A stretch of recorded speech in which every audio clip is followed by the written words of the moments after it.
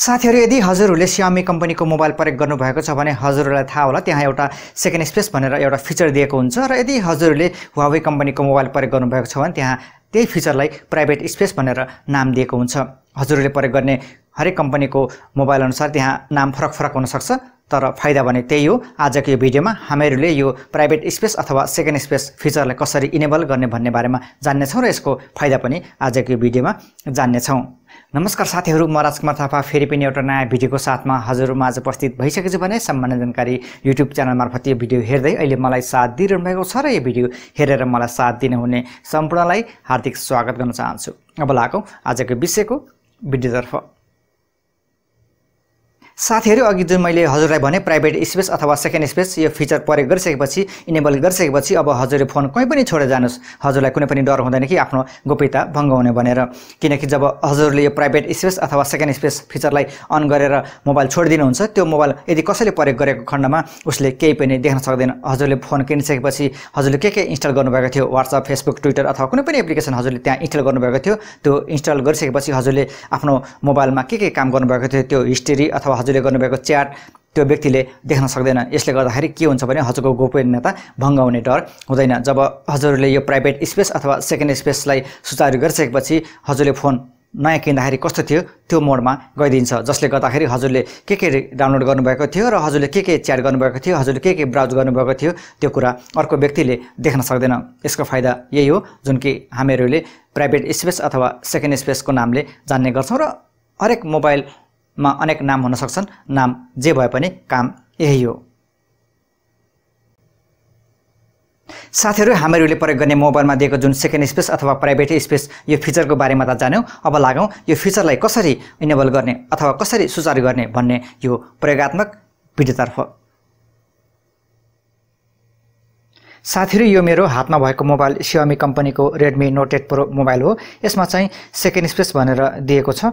म सेटिङमा जान्छु र सेटिङमा गइसकेपछि हजुरले यहाँ देख्न सक्नुहुन्छ सेकेन्ड स्पेस भनेर लेखिएको, माथिल्लो भागमै हजुरले यहाँ देख्न सक्नुहुन्छ सेकेन्ड स्पेस भनेर लेखिएको छ। र साथीहरु, अहिले जुन हजुरले मेरो हातमा यो मोबाइल देखिरहनु भएको छ यो चाहिँ Huawei कम्पनीको Nova 7 मोबाइल हो। Huawei कम्पनीको Nova 7 मोबाइलमा चाहिँ प्राइभेट स्पेस भनेर दिएको छ, तर अघि मैले जुन अघि हजुरलाई देखाएको थिएँ त्यो Xiaomi कम्पनीकोमा चाहिँ सेकेन्ड स्पेस भनेर दिएको थियो। जस्तै कि म सेटिङमा गएँ, त्यसपछि हजुरले यहाँ देख्न सक्नुहुन्छ प्राइभेट स्पेस भनेर। यो प्राइभेट स्पेसमा क्लिक गरेपछि अब इनेबल गर्ने तरिका आउँछ।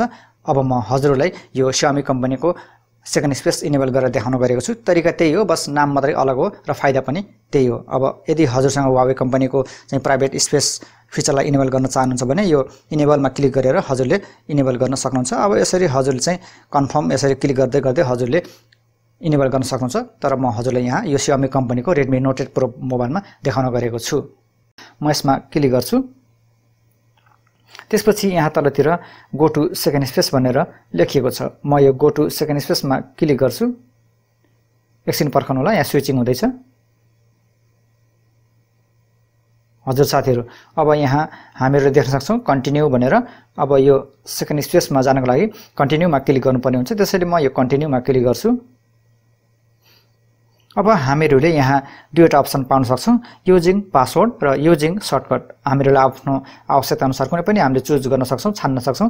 अब म यहाँ हजुरलाई उदाहरण लागि यो युजिङ पासवर्डमा क्लिक गरेर देखाउँछु।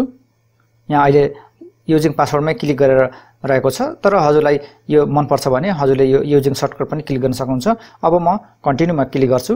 हजुरले यहाँ देख्न सक्नुहुन्छ कन्टिन्यू भनेर, म कन्टिन्यूमा क्लिक गर्छु। त्यसपछि अब हामीहरूले यहाँ सेट पासवर्ड राख्नुपर्ने हुन्छ। अब यहाँ लेखिएको छ सेट नाउ भनेर, हजुरले यहाँ देख्न सक्नुहुन्छ सेट नाउ। अब म यहाँ पासवर्ड राख्छु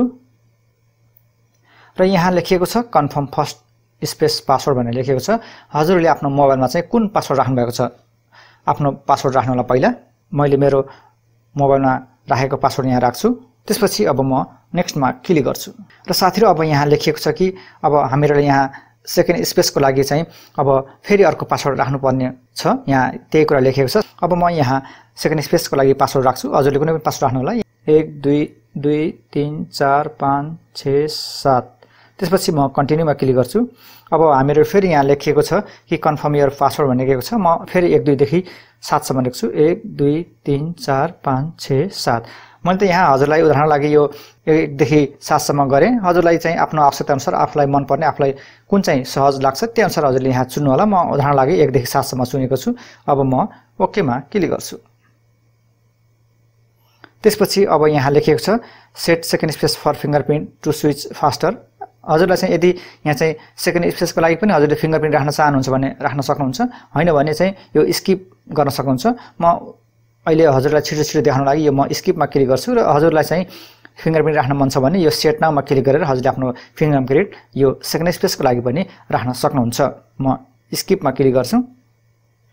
हजुर साथीहरु अहिले हेर्नु होला, अहिले चाहिँ यो सेकेन्ड स्पेस यहाँ मेरो मोबाइलमा सुचारु भएको छ। यसको मतलब यो हो कि अब हामीहरूले जुन यो फोन छ जस्तो नयाँ किन्दाखेरि आउँथ्यो त्यस्तै नै यहाँ रहेको छ। यहाँ कुनै पनि हजुरले के डाउनलोड गर्नुभएको थियो नयाँ किनिसकेपछि हजुरले WhatsApp, Facebook, मेसेन्जर अथवा कुनै पनि हजुरले IMO अथवा हजुरले के डाउनलोड गर्नुभएको थियो, इन्स्टल गर्नुभएको थियो, हजुरले के प्रयोग गर्दै आउनुभएको थियो, यहाँ कुनै पनि केही पनि छैन। केवल हजुरले चाहिँ नयाँ किन्दाखेरि यहाँ के थियो त्यही मात्र यहाँ एप्लिकेसन आएको छ।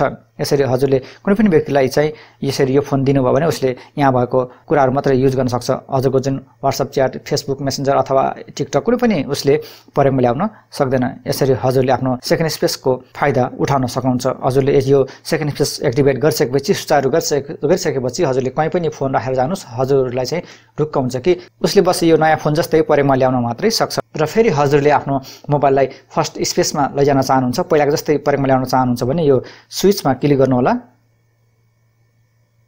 त्यसपछि अब हजुरले आफ्नो फिंगरप्रिन्ट अथवा इन्टर पासवर्ड कुनै पनि हजुरले राख्न सक्नुहुन्छ। आफ्नो मोबाइलमा के राख्नु भएको छ फिंगरप्रिन्ट अथवा पासवर्ड हजुरले कुनै पनि एक राख्नु होला। म यहाँ चाहिँ पासवर्ड राख्छु। त्यसपछि अब यहाँ लेखिएको छ कि हामीहरूले पहिलाको जुन पासवर्ड हो, जुन सेकेन्ड स्पेसको पासवर्ड हैन कि त्यो फर्स्ट स्पेसको पासवर्ड राख्नुपर्ने हुन्छ। म यहाँ मेरो फर्स्ट स्पेसको पासवर्ड राख्छु। त्यसपछि अब म नेक्स्टमा क्लिक गर्छु। यहाँ स्विचिङ हुँदैछ फर्स्ट स्पेसमा। हजुर साथीहरु अब यसरी फेरि मेरो मोबाइल फर्स्ट स्पेसमा आयो, जुन कि पहिला मेरो मोबाइलमा सबै कुरो थियो, जुन मैले इन्स्टल गरेको थिएँ, डाउनलोड गरेको थिएँ, मैले के प्रयोगमा ल्याएको थिएँ पहिला सबै कुरो यहाँ रहेको छ। यसरी हजुरले फर्स्ट स्पेस र सेकेन्ड स्पेस प्रयोगमा ल्याउन सक्नुहुन्छ र हजुरले आफ्नो फाइदा लिन सक्नुहुन्छ। साथीहरु यो थियो हामीहरूले प्रयोग गर्ने मोबाइलमा भएको फिचर सेकेन्ड स्पेस अथवा प्राइभेट स्पेसलाई किन प्रयोग गर्ने र कसरी प्रयोग गर्ने भन्ने बारेको एउटा जानकारीको भिडियो। हजुरहरूले आफ्नो अमूल्य समय खर्चेर यो भिडियो यहाँसम्म हेरिदिनु भएकोमा म हृदयदेखि नै मुरी धन्यवाद दिन चाहन्छु। भिडियो कस्तो लाग्छ, भिडियो मन परेको खण्डमा भिडियोलाई लाइक गर्न र यो भिडियोको बारेमा हजुरको मनमा कुनै पनि सुझाव सल्लाहहरू छन् भने प्रतिक्रिया छोड्न चाहिँ नभुल्नुहोला। र यस्तै ससाना कुराहरूको जानकारी राख्न चाहनुहुन्छ भने यो च्यानललाई सब्स्क्राइब पनि गर्न सक्नुहुन्छ भन्दै म आजको यो भिडियोबाट अहिलेलाई उजेलमा पर्न चाहन्छु। हस्त, जय नेपाल, नमस्कार।